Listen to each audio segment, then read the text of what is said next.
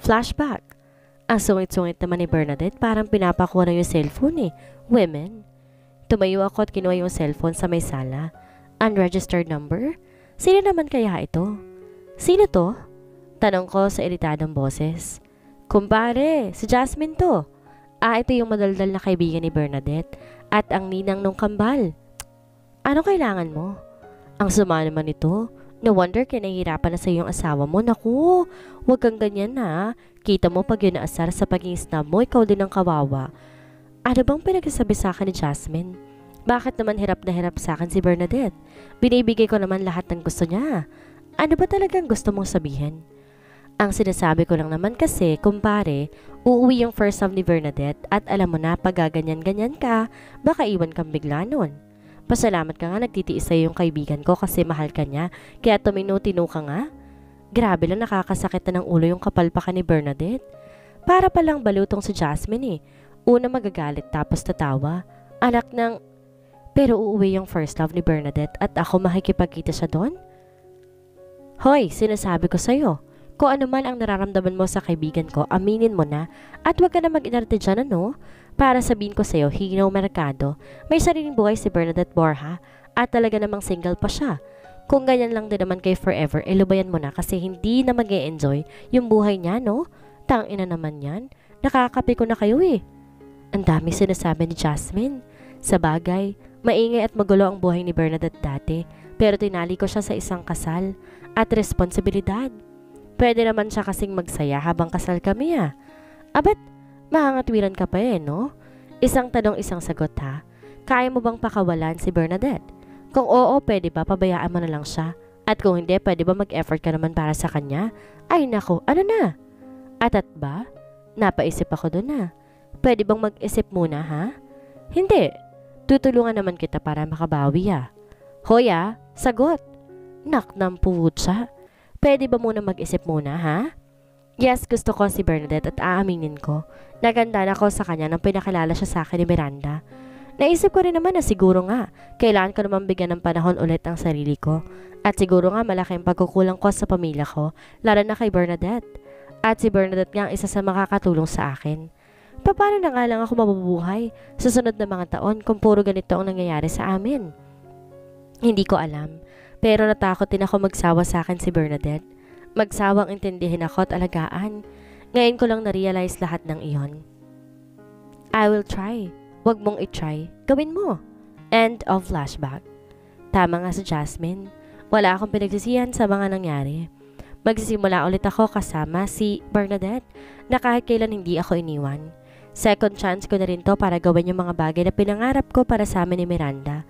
Siguro kagustuhan na rin niya to na kami ang magkatuluyan ni Bernadette. Nagsisimula pa lang naman kami basta't ang maipapangako ko lang naman babawi ako. Bernadette's POV. Nagising ako sa mga halik ni Hero sa akin. Mag-aalas 4 na yata niya ako napatulog tapos nagigising na naman siya. Tinignan ko siya at nakita ko nakangiti siya sa akin. Ito ba yung isang side ni Hero? He is a sweet lover. Good morning, sleepyhead. And he kissed my forehead. Anong oras na? Tanong ko na medyo inaantok pa talaga ako nang bumangon ako. 9 a.m. Naka-green niyang sabi sa akin. Naninibago talaga ako kay Hero. Ayoko umasa pero baka naman may naramdaman na siya sa akin, diba? What? Naku, baka hinahanap na tayo ng dalawang bata. Natawa siya na mataranta ko. Kasi naman hindi sanay yung dalawang bata na wala kami sa bahay pareho. Pero naramdaman ko ang sakit ng katawan ko at naalala ko yung nangyari kagabi. Namulang bigla yung mukha ko. Hindi na ako virgin and masaya ako at kay Hero ko yun ibinigay. Don't worry, kasama naman nila si Jasmine. Si Jasmine? Naku, dapat ako mag-alala para kay Jasmine. Tara, mag-ayos na tayo para makauwi na tayo. Kaya mo ba? Nakita ko nag-aalala siya sa akin kasi hindi ako makakilos. Masakit kasi nasa pagitan ng mga hita ko. At ayun nga, nag-ayos na kami. Medyo naiiya pa rin ako sa kanya nang magdadamit na kaming parehas. Medyo gusot-gusot na yung dress ko kasi kung san-san lang namin tinatapon kagabi yung mga damit namin Buti na lang Sunday ngayon kaya wala yung mga empleyado. Natawa si Hero nang kumapit ako sa braso niya at yumuko na makasalubong namin yung janitor na nakakunot ang noo at marahil nagtataka bakit ngayon lamang kami lumabas sa opisina ni Hero. Nakakahiya naman kasi. Tinignan ko si Hiro at makikita mo talaga na maaliwalas ang mukha niya. Ang gwapo naman pala talaga niya kapag lagi nakangiti. Magkaakbay kami nang pumasok si Hiro sa bahay. Hindi pa talaga ako sanay na sweet kami ni Hiro kasi dati mga 1 metro siguro yung pagitan namin sa isa't isa. At ito pa, maya't maya halik siya ng halik sa akin. Masasabi kong ang laki talaga na nagbago nang dahil sa nangyari kagabi at di ko mapigilang umasa na baka may mga nararamdaman sa akin si Hiro. Na makapasok na kami na abutan namin si Jasmine, nangarag na garak kakatakbo. Sabi na, kawawa tong si Jasmine eh. Knowing Elsa and Arthur? Hoy, ang kukulit nyo naman eh. O nandito na pala kayo. Kumindat sa akin si Jasmine na nakakaloko, kaya tatawa na lamang ako. Sige na Jasmine, pwede ka nang umuwi. Magluluto na ako ng lunch.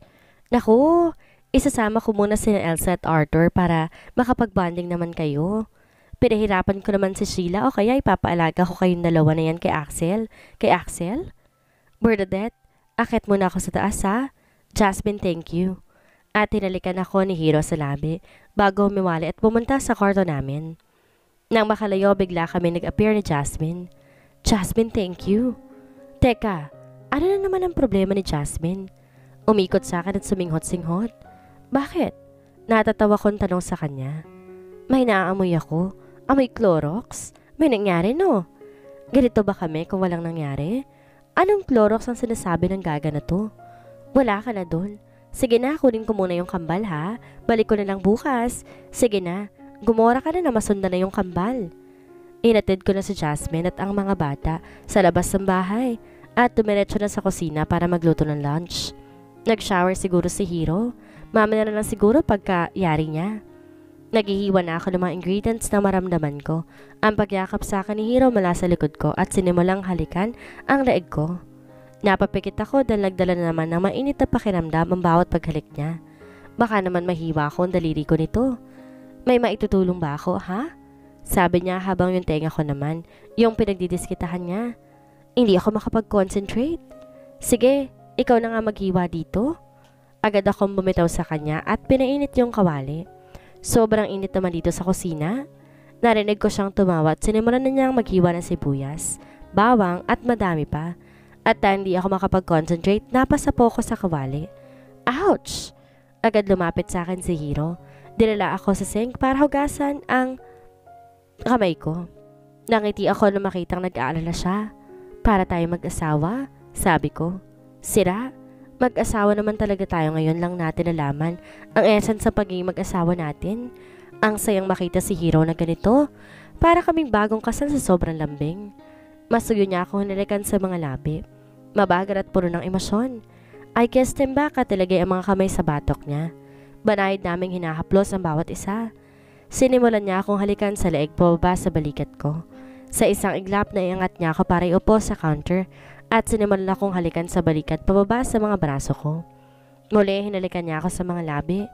Naramdaman kong pumaloob yung kamay niya sa loob ng dress ko at sinimulang maglikot ang kamay niya sa loob. Nadadarang na kami sa sensasyon na bigla na lang nag-ring ang phone. Hiro? Ungol ko. Pabayaan mo yun? Baka importante yun.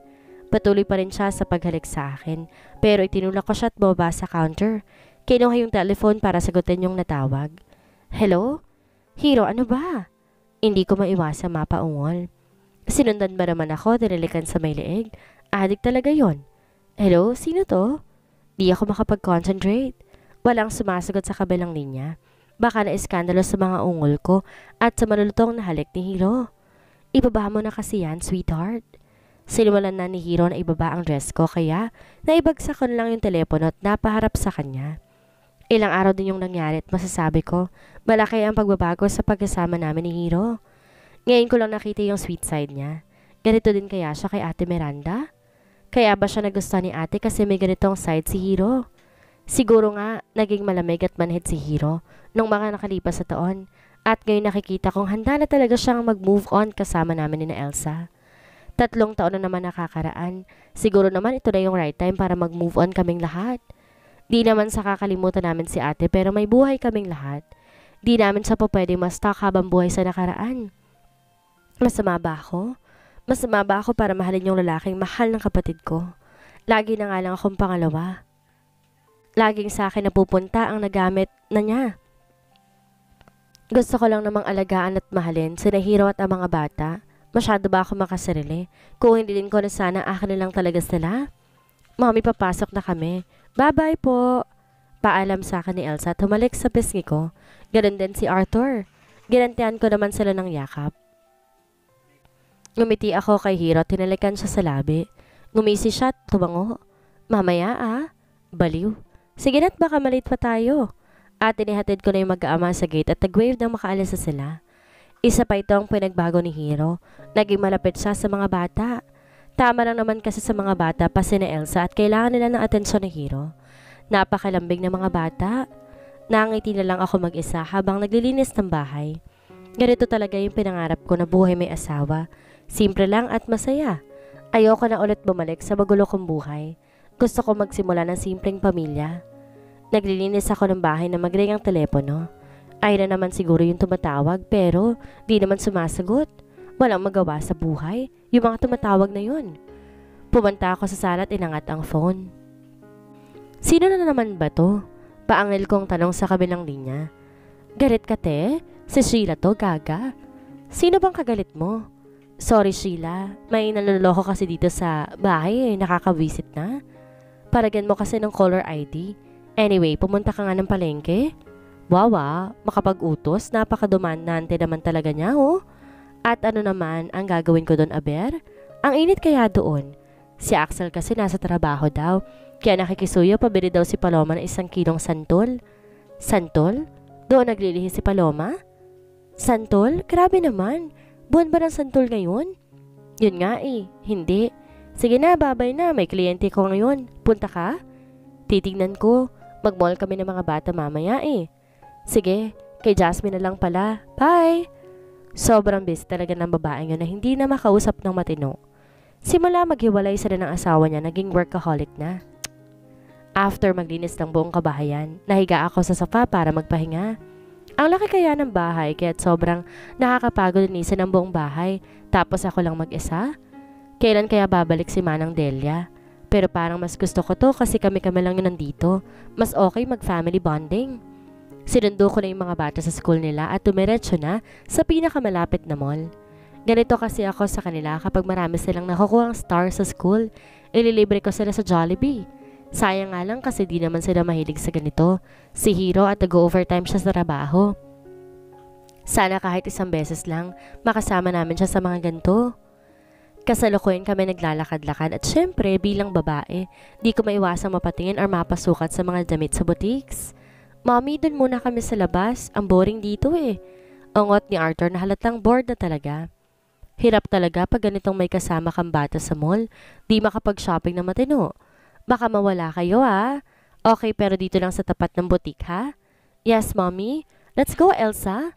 Tinanaw ko sila papalabas at nakita ko, nagtatakbuhan sila sa labas. Ang lilikot talaga nila, wag naman sana silang lalayo at maluloko ako kapag nagkawalaan yung dalawang yun. Napailing na lang ako at nagpatuloy sa pagtingin sa mga damit. Sukat doon, sukat dito. Bumili ako ng mga sexy na negligee, syempre. Magkatabi na kaming natutulog ni Hiro. Dapat talaga sexy suot ko pag natutulog. Di tulad dati na isang oversized shirt lang. Nang magasgas na yung credit card ko, mapagod sa pag-shopping, lumabas na ako ng butik at nakita sina Elsa sa loob ng ice cream parlor at masayang kumakain ng ice cream. Nangunot ang noo ko. Hindi ko naman sila binigyan ng pera. Para naman sila nakabili ng ice cream. Nagtataka pa rin ako nung lumapit ako sa kanila at tumabi sa upuan nila. Mommy, you want ice cream? Charap! Sabi ni Elsa na andungis na ng babig na sa chocolate ice cream. Darling, paano kayo nakabili ng ice cream? Nasaan ang money nyo? Malambing kong tanong sa kanila. Nilibre po kami, Mommy, ng magandang babae. Tsaka po ng gwapong lalaki. Sino yon? Di ba sabi ko sa inyo huwag kayo makikipag-usap sa iba at tanggapin ng kahit na ano? Okay, hindi ko na maiwasan magalit. Kasi naman, paano kung kidnappers yun? Tapos paano kung may pampatulog pala yung ice cream na yun? Mommy, mabait naman sila Ang bait nga ni Ate Alora Alora? Yun ba yung name niya? Opo, tsaka mukha po siyang angel. Inosenteng sagot ni Arthur habang patuloy pa rin sa paglantak ng ice cream. Napabuntong hininga na lamang ako. Sorry na po, mommy. Ayoko na nga nitong ice cream eh. Abat nagpout pa siya at nagpaawa effect. Niyakap ko si Elsa. Hinalikan sa ulat pagkatapos pinunasan ng mga nagkarat na ice cream sa gilid ng bibig niya. Sorry na po, mommy. Hindi na mauulit. Yakap din sa akin ni Arthur at ginantihan ko rin siya ng yakap. Next time, huwag nyo nang uulitin ha. Just tell me if may gusto kayo ibibigay ko naman eh. Sabi ko sa kanila at ako na nagsubo sa kanila ng ice cream. Talaga po, mommy? Arthur, promise mo ba yan, mommy? Elsa, yes. Bakit ba ganito makatiin to mga bata na to? Pinky promise ka muna, mommy. Natawa ako, nag-sign sila ng pinky promise kaya nakipag-pinky promise na lang din ako. Pinky promise po. Ano bang gusto nyo? Tinignan ko sila at gumiti sila ng sobrang wide. Baby! Gusto namin ng baby. Pengeng baby! Nanlaki ang mata ko sa sinabi nila. Agad-agad? Makahingi, kala mo may factory ako ng baby ah. Mga inosenteng bata. Grabe lang. Mga sabik sa kalaro. Sana nga talaga magkaroon na rin ako ng sariling anak. Kumain na lang kayo, then uuwi na tayo. Hanggang makauwi, pinagkukulit pa rin ako ng mga bata about dun sa baby. Nagagalit pala talaga sila if boy or girl yung magiging baby ko eh. Eh hindi naman ako buntis. Di naman kaya ganun kadaling bumuo ng bata. Na makauwi na nagtakbuhan na yung dalawang bata sa taas. Para siguro paglaruan na yung binili naming laruan kanina. Ang kukulit talaga. Kanino kaya sila nagmana? Nahiga ako sa sofa para magpahinga. Ang dami pa rin naming binili. Pati bumili din ako ng necktie para kay Hiro at kung ano-ano pa. Feel na feel ko ang pagiging Mrs. Mercado ngayon pa na may mutual feelings na kami. Mutual? Hindi pala ako sure kasi di pa naman yung sinasabi yung gusto kong marinig eh. Kukunin ko sana yung telepono nang tawagan sa Sheila pero biglang nag-ring ang phone. Yun ang gugulo na naman kaya ito o si Sheila. Hello? Hello? Abat wala pa rin sumasagot? Nakakaasar na talaga to ah. Yung paghinga lang ng caller yung narinig ko at nakakaasar kasi ayaw man lang magsalita eh. Obvious nang may tao sa kabilang linya. Hoy, pwede ba? Kung wala ka Bernadette? Hindi ko inaasahan yung boses sa kabilang linya. Makakalimutan ko ba naman ang boses na ito? Ang baritonong boses siyang nagpapakilig sa akin. Ilang taon na din ba nang huli kami nagkausap? 3 o 4 na taon? Sino to? Alam kong siya yon pero gusto ko lang talagang marinig ang pangalan niya. It's Luis. Matagal lang taon yung nakaraan at nakalimot na din ako pero may kumirot pa rin sa puso ko na marinig ko ulit ang pangalan niya. Di naman siguro mawawala yung sakit. He betrayed me. Akala ko okay ng lahat, ayun pala ginamit lang niya ako. Luis Gordon? I said in a cold voice. Yeah, Bernadette Borja? Nope, I am Mrs. Bernadette Borja, Mercado. Dahil sa naraman ni Hiro kay Jasmine, magtuloy-tuloy na kaya magandang pagkasama nila ni Bernadette bilang mag-asawa? At ano kaya ang mangyayari sa muling pagpaparamdam ng first love niyang si Luis? Yan ang ating aalamin sa susunod nating kabanata.